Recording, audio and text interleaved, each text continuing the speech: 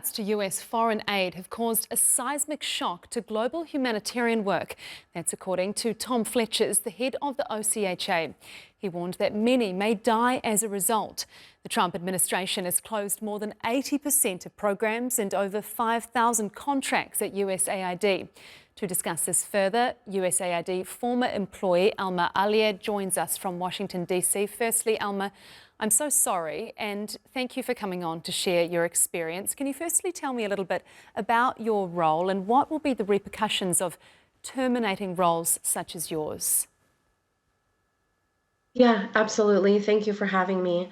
I work at USAID, or I worked at USAID, in a bureau called the Bureau for Conflict Prevention and Stabilization.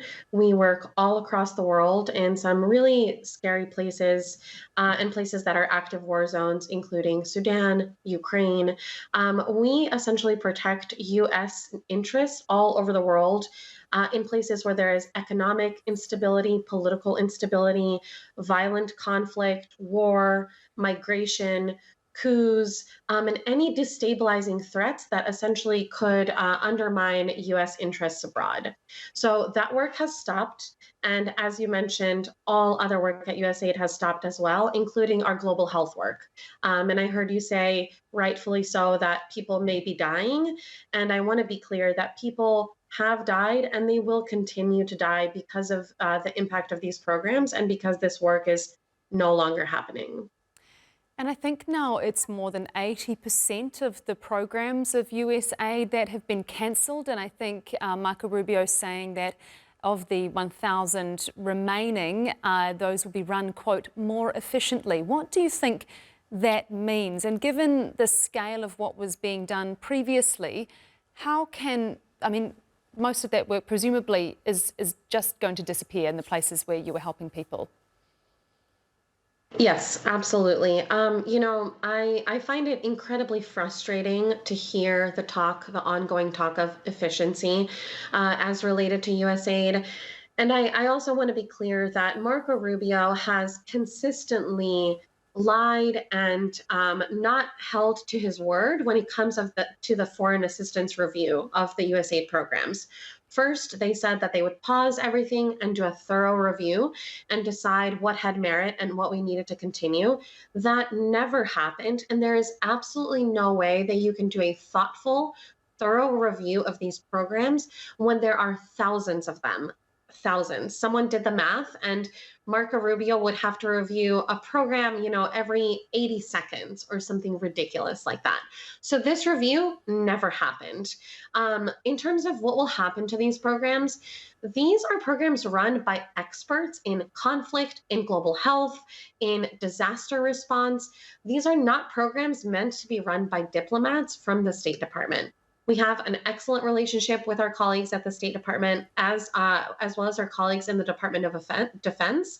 This is known as the 3Ds of cooperation. So you have defense, diplomacy, and development, which is the USAID side.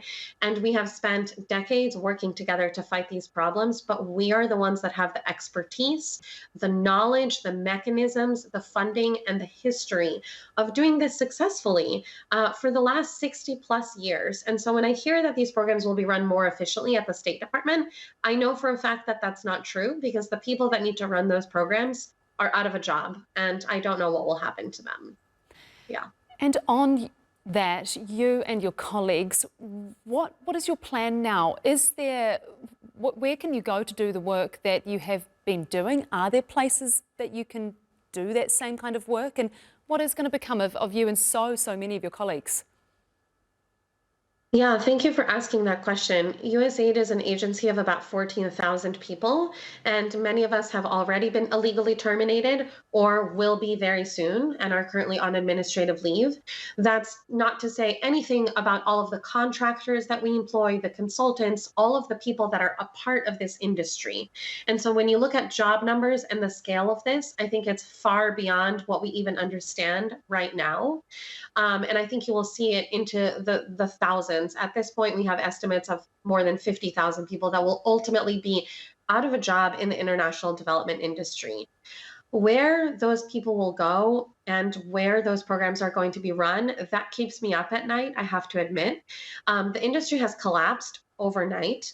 And while I'm really hopeful that our partners in Europe and in other places will step in to maybe fill that void, what I think we will continue to see is actually actors like China and Russia and other authoritarian regimes step in the vacuum that that USAID has left. And I think you're already seeing this in places where we have deep partnership with countries, where we have worked for decades together. All of a sudden, US aid is no longer there, US presence and goodwill is no longer there, and it has been just utterly destroyed by essentially an illegal attempt by Elon Musk to take over an independent government agency. And so I do not know where those people will go. I think it's going to take a long time to recover on a personal level, to figure out the next steps for our careers.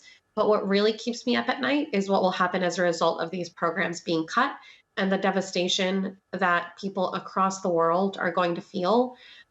Millions of people are going to suffer as a result of this, and we will remember that for a long time. Former USAID employee Alma Aliaj, thank you so much for your time here on TRT World. Thank you.